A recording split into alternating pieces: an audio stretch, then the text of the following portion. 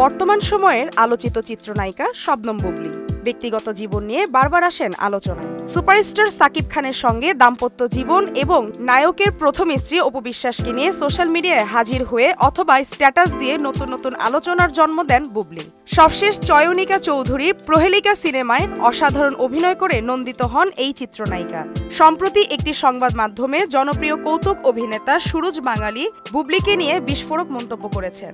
এক কথায় বললে হাটে হাড়ি ভেঙে দিয়েছেন জনপ্রিয় এই কৌতুক অভিনেতা। সুরজ বাঙালি বলেন, বুবলী কিন্তু আগে থেকেই বিবাহিত, এটা সাকিব জানতো না। তার আগের ঘরে একটি মেয়েও আছে, এটা পরে জানতে পেরে সাকিব তাকে এড়িয়ে চলছে। কিন্তু বীর তো সাকিবের রক্তের, তাই সাকিব বীরকে কখনোই ফেলে দেবে না।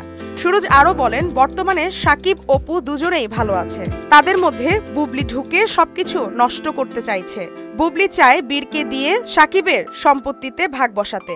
যেখানে সাকিব অপু এখন এক হয়ে গেছে, তখন তার মধ্যে নাক গলানোর কি দরকার? এদিকে ঈদ উপলক্ষে একটি বেসরকারি টেলিভিশনকে বুবলী জানান, তিনি এখনো সাকিব খানের স্ত্রী। তাদের মধ্যে আনুষ্ঠানিক বিচ্ছেদ হয়নি, তবে আলাদা থাকছেন। বীরের কথা ভেবে তারা সময় নিচ্ছেন। 2016 সালে বসগিরি চলচ্চিত্রে অভিনয়ের মাধ্যমে বাংলাদেশ চলচ্চিত্র শিল্পে অভিষেক ঘটে শবনম বুবলীর। মালিহা চৌধুরী, মোহনা ডিজিটাল।